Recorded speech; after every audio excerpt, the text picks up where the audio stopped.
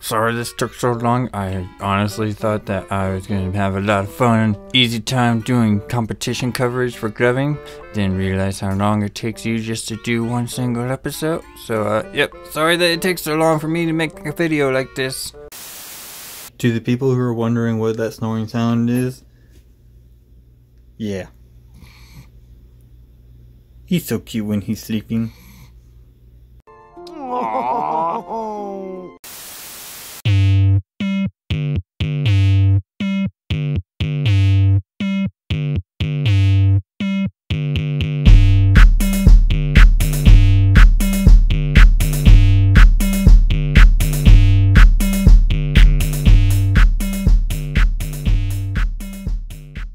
Hello everyone and welcome to my place on the internet, where I will be your host, Peter, aka the Mutton Chop Guy, where I don't have to do anything to break the ice because I broke the ice at the very beginning of this episode.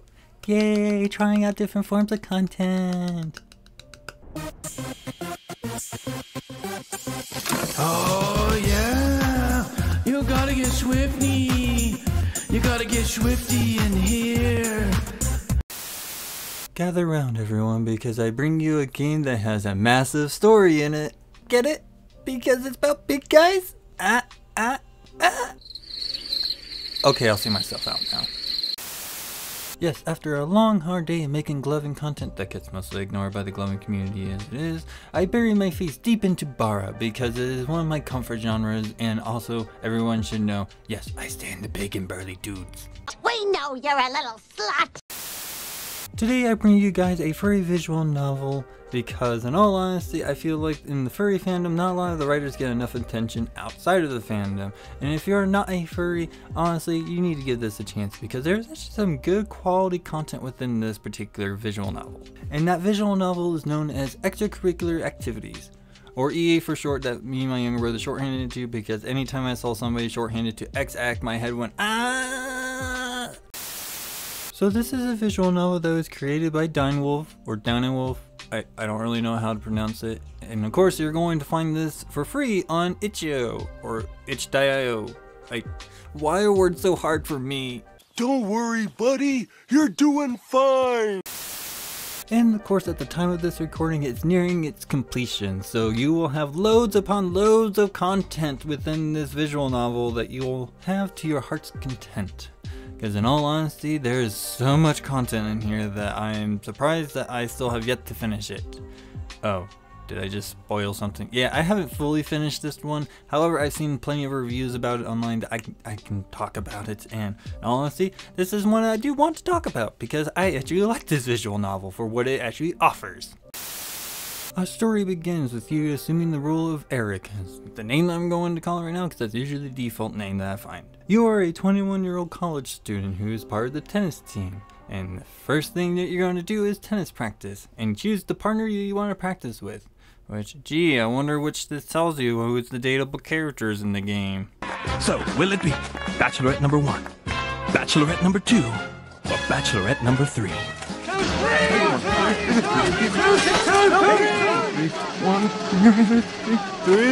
Pick number 3, my lord. Oh, okay. Number 3! Of course, you meet the members of your team. You have Coach Grifter the Bear, Jester the Bull, Dozer the Komodo Dragon. Yeah, I guess it's a Komodo Dragon. I have a hard time identifying these species sometimes. Don't even trip, dog. Spencer the Husky, and of course Darius the Lion. I think he's a lion. Looks like a lion. Again, have a hard time. I'm just doing my best. Just doing my best. Of course, after you spend a day with whoever you chose, you get to go home. Which you find out that it isn't a home, it's actually a homeless shelter because the main character is homeless. After having his career get cut short and everything closing up, and then everything just kind of ended up in a predicament at this point. Over the next 35 days, you establish and develop a relationship with any of the dateable characters of your choice. You have the hopeless romantic, the lovable man-child, the stoic protector, the childhood sweetheart, and of course the suave artistic charmer.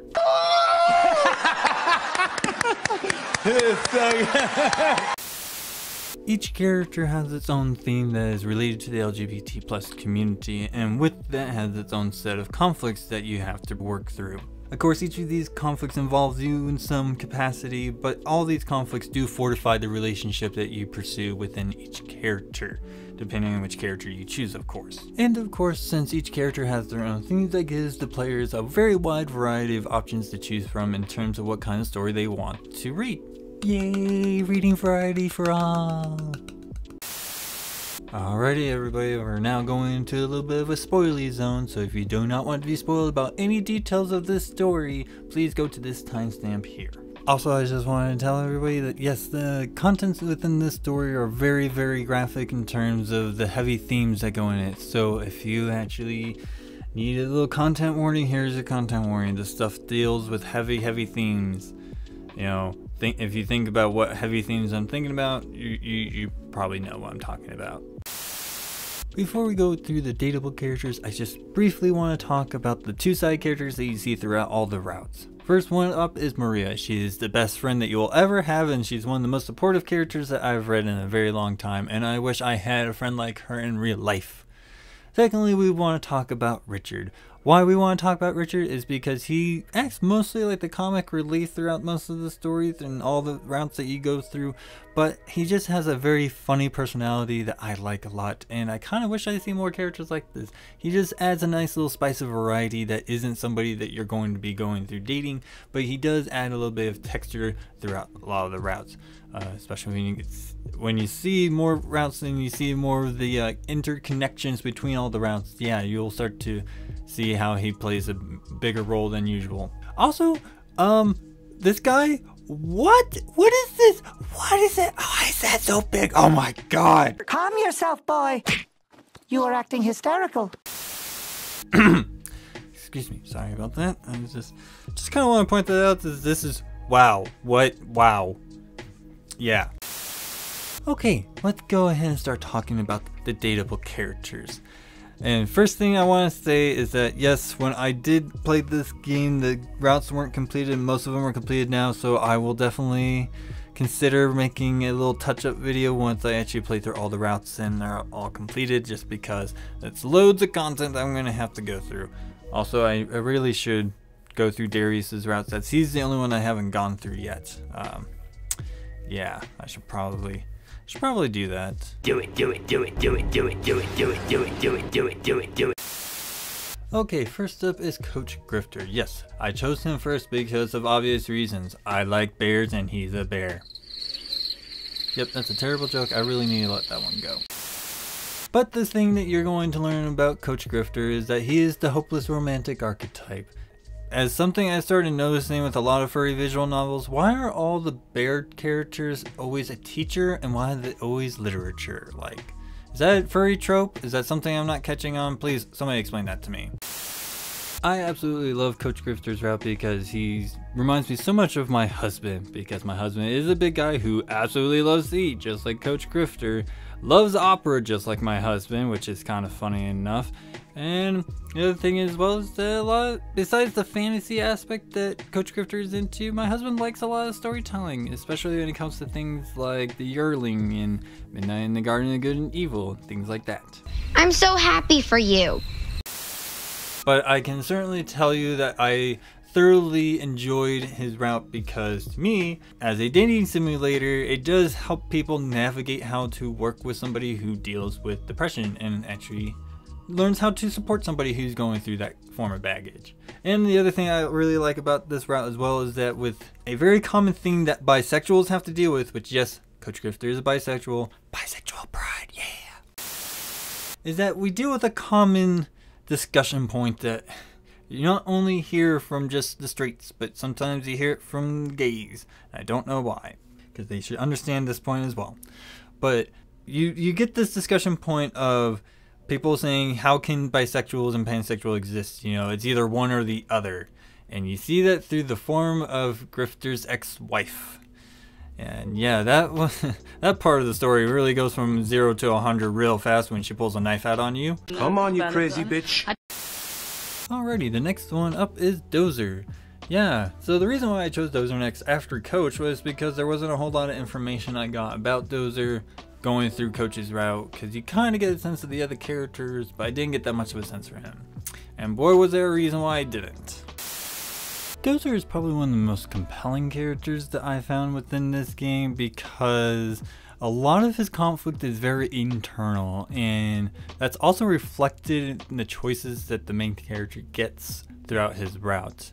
And I think that's something I really like about Dozer as a character, is that there's some level of relatability that I have with him in terms of, you know, trying to figure out how one processes their own emotions at times. So yeah, what you're going to find out through Dozer's route is that you're going to be dealing with somebody who has a good amount of baggage. Not only from his childhood, but throughout his adolescence and growing up through courtship. And ironically, that stuff kind of manifests in weird sleepwalking situations. Like, yeah, you'll find out if you play this game with Dozer. However, one thing I'll definitely will say is that besides Dozer having the ideal body I like to see, he is actually really, really sweet, and I really like how people make characters that big to be like the most gentle giant type people ever. Like, come on, it's a giant mood. But yeah, I was just compelled by everything that goes on throughout his route, where he, you know, resolves a lot of past traumas with his father and the abuse that he went through there, and also fortifying a strong friendship by having your relationship with him become stronger through that. Like, it's just a very, very interesting story overall that I don't get to see much on, and I hope to see more of. So Dinewolf, or Dinewolf, however you pronounce it. I'm sorry, I'm bad with names. Make more characters like Dozer. I find him extremely compelling. Also, I find his dream sequences to be the most hilarious parts of his route. Next, there is Chester. Ah, Chester. What is there to say about him? Nothing really. Except that he's the most adorable character ever, and I will protect this being with my life. Nobody harm this woman. She's not a virgin anymore. He's not either. I've saved her life. My lovemaking. Yeah, so Chester is the adorable man-child archetype that, you know, I'm just gonna love it with you guys here. I love this character archetype.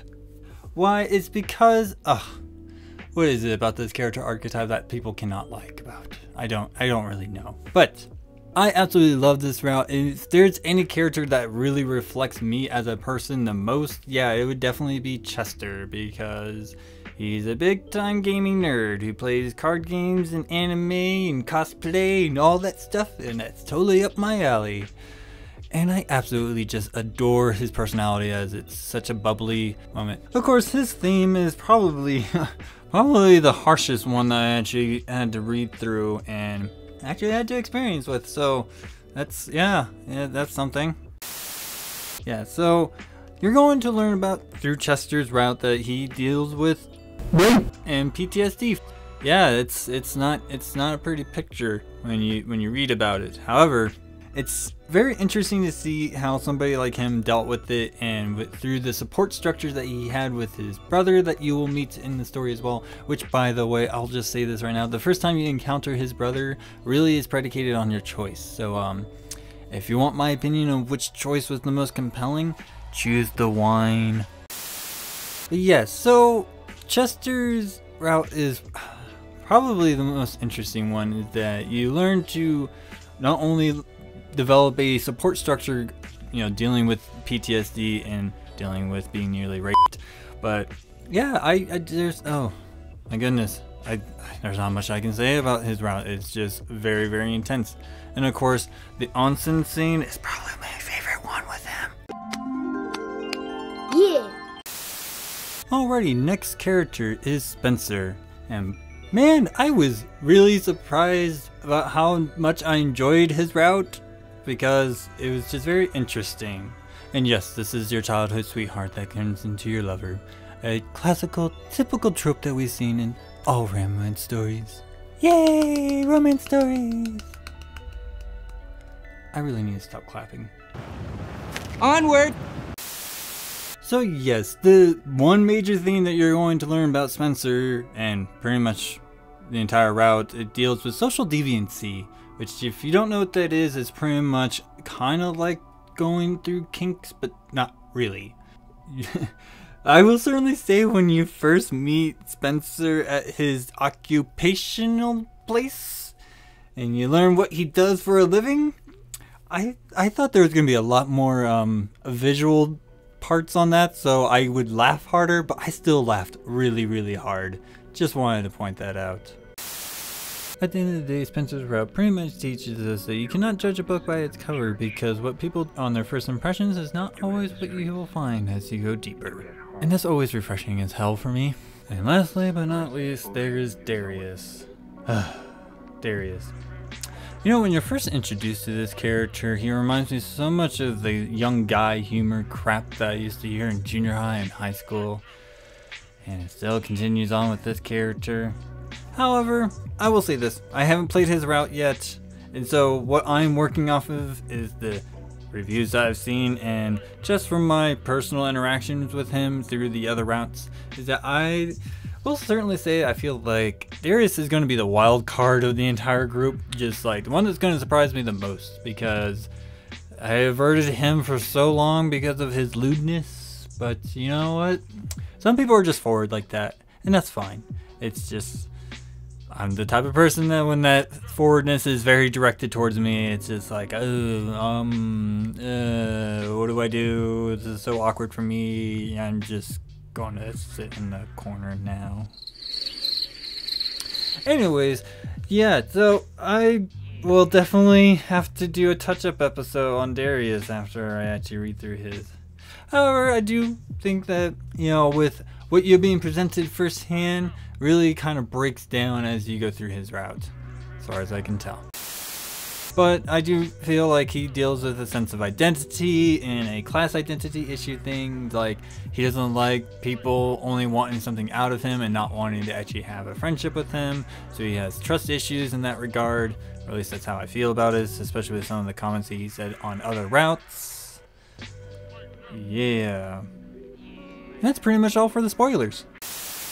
So if you're like me and you want a rich, enthralling story while also having big guys as eye candy to look out throughout the entire experience, this is the game for you. Yes, I know to a lot of my non-furry people that you don't like furry stuff, but again, I'm telling you, you guys should give this a chance because it actually has a lot of great content in it, and there's not that much lewdness going on in this one as some people might think. Just wanted to point that out. Okay. However, I want to bring up a point of discussion when it comes to this particular game, or what this particular game really made me start thinking about, and that is what dating simulators actually have to offer. Something I kind of wish actually exists, well, it probably did exist for me, but I wish it was available to me, or I was made known to me much younger, because I feel like playing through these games, I could have probably be better at socializing with people and actually having better ways of dating people, except for, you know, me being the quiet, introverted type of person that I am and have a hard time making new friends. Anyways. But I just want to say this, I wish there was a PG-13 version of this, okay? The reason why I would like this to have a PG-13 version of this is because it would be extremely crucial to adolescents growing into young adults to be exposed to how to go about courting somebody and how to deal with different types of relationships, because in this game there's loads of different relationships that you have. So yeah, why not make this a little bit more of an introductory thing for young adults trying to get used to the scene of dating and the whole paradigm of courtship like that. That's why I really like talking about this game to a lot of people, is because there's just so many different variations of relationships that you can build here. Not only that, you do have multiple routes that you can follow through, not just in terms of the characters, but each character has like 3 or 4 different outcomes you can choose that you can get to. So you have loads of content to learn about different ways of courting people and learn how certain choices are probably not the greatest ones. Several days later. But yeah, that's just my thought. I kind of wish we have more material like this for younger audiences, so they don't have to feel so goddamn awkward going on dates. Like, man, wish I knew this and had stuff like this when I was younger, because if I wasn't married, oh my god, I can't even picture how I would be on dates. That would be so awkward. And yeah, that's pretty much it. I certainly hope you guys enjoy what I had to say in this episode. Here are the things I need to get quickly out of the way because I did not say in my last episode. Thank you to everybody who has subscribed to my channel. You guys are absolutely amazing. You guys are the reasons why I like making content now. And anytime I feel the big set coming on, and besides jumping right into Bara manga, I definitely hop back onto my channel to see my numbers growing and trending upwards. And it's just nice to know that people appreciate the work that I'm doing and just bringing more coverage to this particular genre. So thank you guys so much. I absolutely love you. Here, have all the hearts. Have all the hearts you can have. Please follow me on my social media, as I know I'm just an average person who doesn't really understand social media, and I really suck at social media as it is. But if you guys do enjoy what I do, you guys can see what I do on my off time on my Instagram. And of course, if you guys want to, you can always join my Discord server. I do have one. And of course, if you guys like the content I'm making and you wish to help me make better content, you have the wonderful opportunity to donate to me a one-time donation on Ko-Fi. Anyways, thank you guys so much for listening, and I hope to see you guys in my next episode. And yes, I will be talking about that manga I said in my last one, because I swear to God, I'm going to try to keep track of it. But yep, thank you guys so much, and I hope to see you guys in my next one. Bye-bye.